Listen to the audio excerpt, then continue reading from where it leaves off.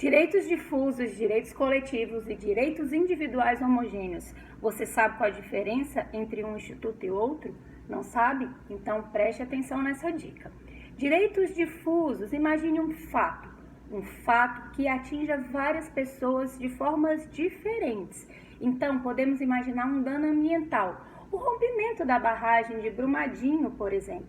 Aquele rompimento, um fato apenas, gerou vários danos. Teve gente que perdeu a casa, teve gente que perdeu a plantação, teve gente que perdeu os animais, teve gente que perdeu a vida.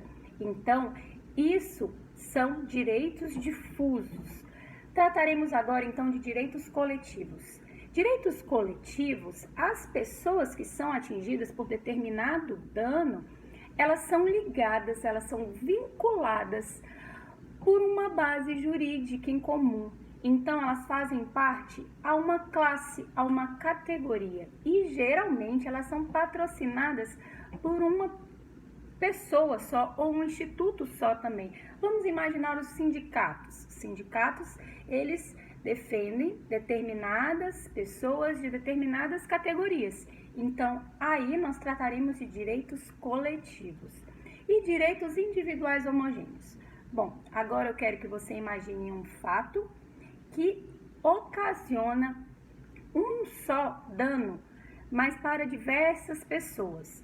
Então, por exemplo, nas relações de consumo, quando um carro é vendido com algum defeito e eles fazem aquele conhecido recall, naquele momento ali, todas as pessoas são chamadas para apresentarem o carro para que aquele defeito seja consertado, seja ele no cinto de segurança ou em algum outro equipamento de segurança. Entendeu a diferença? Então, em direitos difusos, um fato, vários danos em diversas pessoas.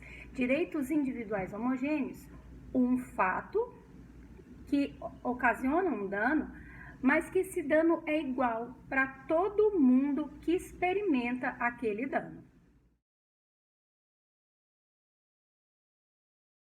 Agora que você já sabe esses conceitos, fica mais fácil entender, então, o que é o dano moral coletivo nas relações de trabalho.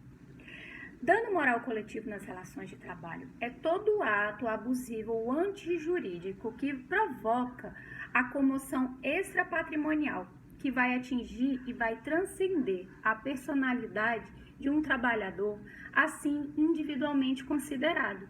Então, ela vai decorrer, o dano moral coletivo, ele vai decorrer da violação de normas de ordem pública, que vai atingir a comunidade, a sociedade em geral. Ela vai exigir a reparação pela violação de direitos meta-individuais, certo? Esses direitos meta-individuais atingidos são justamente os direitos coletivos ou os direitos individuais homogêneos ou ainda os direitos difusos. O dano moral coletivo nas relações de trabalho, ele faz parte da matéria de direito coletivo do trabalho, ele não se confunde com o dano moral individual. No dano moral individual, qualquer pessoa pode ir lá reclamar o seu direito. Já o dano moral coletivo, ele tem um rol de legitimados, pode ser um sindicato, pode ser o Ministério Público do Trabalho, certo? Ele é um instituto mais específico do direito coletivo do trabalho.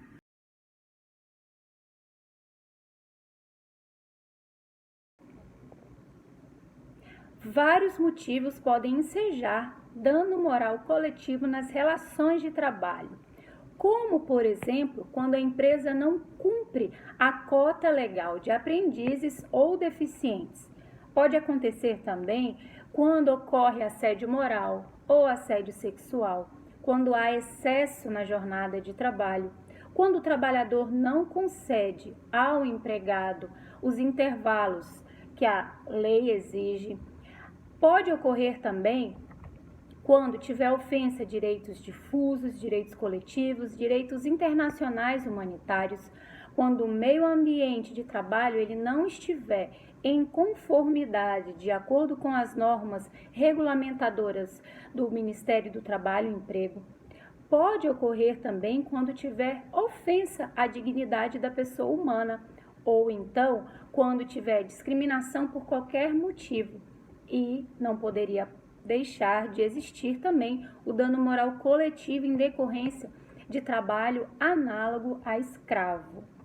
As empresas que são punidas em decorrência do dano moral coletivo nas relações de trabalho, elas podem ser obrigadas, ser forçadas a pagar multa pecuniária, que daí vai ser direcionada a algum fundo específico. Também podem ser compelidas, a reparar com obrigação de fazer ou obrigação de não fazer. E lembrando, gente, que esse tipo de punição às empresas, ele tem dois objetivos, duas finalidades. A primeira é prevenir uma futura conduta ilícita por parte desses infratores. E a segunda finalidade da reparação é servir de exemplo aos demais empresários para que outros não tenham a mesma atitude errada que está ali indo de encontro à ordem pública.